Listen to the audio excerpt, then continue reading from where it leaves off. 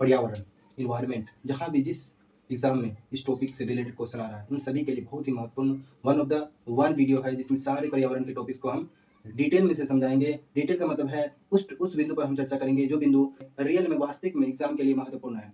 तो सबसे पहले हमारा सोर्स एनसीईआरटी रहता है 7th क्लास का, 12th क्लास का जीव विज्ञान लास्ट फोर्थ चैप्टर, लास्ट का फोर्थ चैप्टर बहुत ही इंपॉर्टेंट होता है, इसके लिए लास्ट का फोर्थ चैप्टर बहुत ही इंपॉर्टेंट होता है। ठीक है, उसके बाद इसमें सिलेबस क्या क्या होंगे देख लेते हैं एक बार। सबसे पहले इकोसिस्टम परितंत्र, बायोडायवर्सिटी जैव विविधता, environmental pollution, global warming and organisation, ozone depletion, national and international efforts. Ecosystem में हमें क्या क्या समझना होगा, क्या क्या पढ़ना होगा, इसको हम जान लेते हैं। तो सबसे पहले इकोसिस्टम यानी कि पारिस्थितिकी तंत्र का परिचय को परिभाषित करना होगा।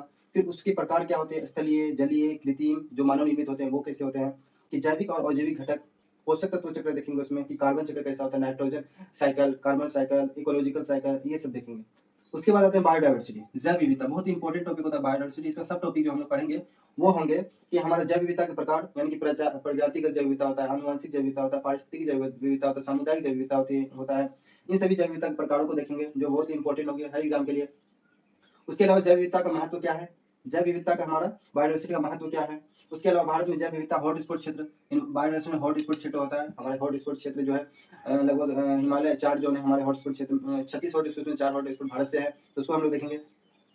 उसके अलावा जैव विविधता संरक्षण यानी कि इन सीटू और आउट सीटू। इन सीटू का मतलब होता है जो वहाँ पे इन सीटू जहाँ पे उसका संरक्षण, जहाँ आवास होता है हमारे जीव जंतु को, वहाँ पे उसको संरक्षण दिया जाता है। आउटसाइड का मतलब वहाँ से दूसरी जगह उसको संरक्षण दिया जाता है, उसको हम लोग डिटेल में देखेंगे। और जैव विविधता पर क्या खतरा अभी आ रहा है उसको भी देखेंगे, कि वनों की कटाई जैसे हो रही है उससे खतरा हो रहा है, या शिकार हो रहा है, या फिर जो है कि अपना परागण संगठन आदि की वजह से बायोडाइवर्सिटी पर खतरा मंडरा रहा है। उसके बाद आते हैं इन्वायरमेंटल पॉल्यूशन, बहुत इंपॉर्टेंट चैप्टर हो जाता है ये इन्वायरमेंटल पॉल्यूशन। इसको किस तरह हम लोग डिटेल में पढ़ेंगे, तो सबसे पहले हम इन्वायरमेंटल पॉल्यूशन में पढ़ेंगे वायु प्रदूषण।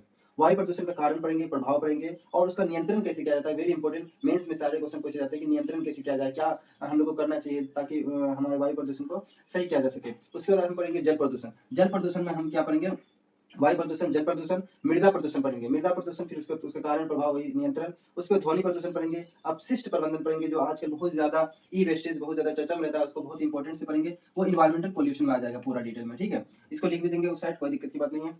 अब आते हैं चौथा चैप्टर हमारा global warming and ozone depletion. ये क्या होता है और इसमें क्या क्या हमें पढ़ना होता है। तो ग्लोबल वार्मिंग और ओजोन डिप्लेशन में हमें जलवायु परिवर्तन, क्लाइमेट चेंज के बारे में पढ़ना होगा, कि किस तरह से ग्लेशियर पिघल रही है और समुद्र स्तर में वृद्धि हो रही है, उन सभी को हमको देखना होगा डिटेल में।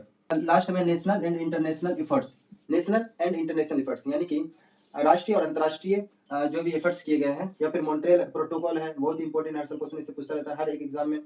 तो जैसे ग्रीन क्लाइमेट फंड चलाया जाता है ग्लोबली, और एडेप्टेशन फंड भी चलता है ग्लोबली, ये सब नेशनल और इंटरनेशनल प्रयास किए गए थे, एफर्ट्स किए गए थे। ठीक है, डिटेल में कवर करेंगे। ये यहाँ तो एक टॉपिक्स यानी दिया गया है, उसका सब टॉपिक्स जो थे उसको हम लोग देखेंगे जो आपको बताया। लेकिन इन सभी के अलावा जो प्रारंभिक परीक्षा में जो 80% प्रश्न, 80% प्रश्न जो पूछे जाते हैं वो यहाँ से पूछे जाते हैं, इंटरनेशनल और नेशनल एफर्ट से, इंटरनेशनल एफर्ट से, इन्वायरमेंटल थ्योरी और national park and biosphere, species and pollution, इसको हम लोग देखेंगे। आपको याद भी करा देंगे, बहुत अच्छा नोट्स बना हुआ है। तो ये आपका टोटल सिलेबस रहा, इसके अलावा कुछ भी पढ़ने की जरूरत नहीं है मेरे अकॉर्डिंग।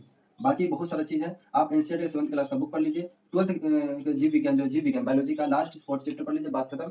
और बाकी ये सिलेबस रहा, ये इंपॉर्टेंट टॉपिक्स हुआ, इसको देखिए काम खत्म हो जाएगा। Thank you.